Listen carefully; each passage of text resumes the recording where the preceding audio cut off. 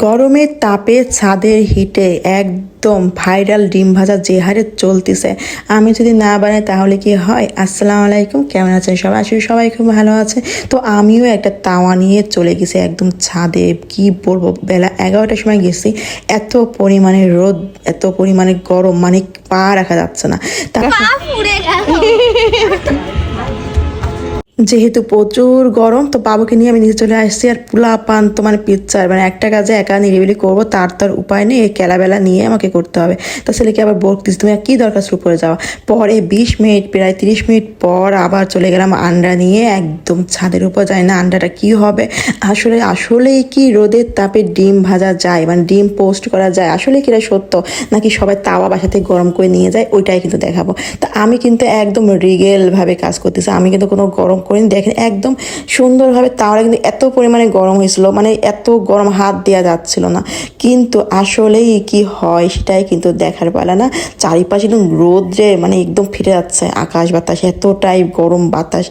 তো আমি এখানে তেলটা গরম করতে দিলাম আরও 5 মিনিট নিয়ে। ভাইরাল ডিম ভাজা মানে ডিম পোস্টটা ছাদের পরে রোদের তাপে কেমন হয় চলেন দেখি।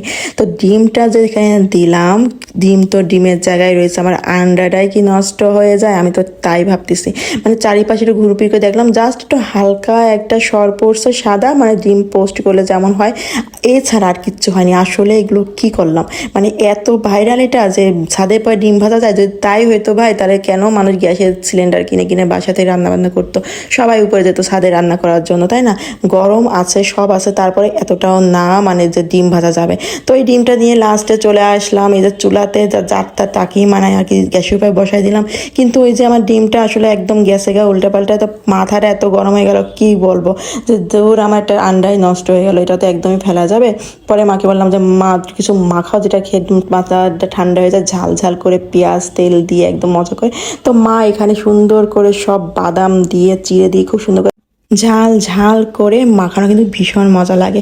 আর এইগুলো মায়ের হাতেই ভালো লাগে, কেন আগে যখন আসলাম মাকে দিয়ে এটা বানাই খাইছিলাম, আমার কাছে এটা ভীষণ মজা লাগে। এত বেশি ধনেপাতা ঝাল ঝুল দিয়ে একদম মানে কি বলবো, গরমে উল্টা আরও মাথা গরম করার মতন একটা খাবার। তার সাথে যদি একটু চা হয় না, আরও বেশি মজা। তো এগুলো খুব সুন্দরভাবে পরিষ্কার করে এখন এটা মাখায় ফেলবে একদম ঝাল ঝাল করে। আর এদিকে তো আমি আন্ডার কথা ভাবতেছি, পরে জিজ্ঞেস করতেছি সে ডিম ভাজাটা কে খেলো, কে তোমরা কি কেউ খাইছো? তো আমি তো আর ওইটা খোঁজ নিতেও যায়নি, কারণ আমি চলে গেছি বাবুকে নিয়ে রুমে।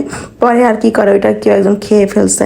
আসলে এই হলো অবস্থা। আসলে টেম্পারেচার যেমনই হোক, গরম যেমনই হোক, তাই বলে একদম ছাদে পরে একদম ওভাবে ডিম হওয়া সম্ভব না আমার মনে হয়। আর জানি না কাদের হয়, হয়তো বা তারা আসলেই পারে, হয়তো বা আমি পারলাম না, এটাই আর কি। তো কেমন লাগলো ভিডিওটা অবশ্যই জানিয়ে দিও। আর আমার এই যে প্রচুর খেলা শুরু করে দিয়েছে তার আপুর সাথে, সবাই থেকে আল্লাহ হাফেজ।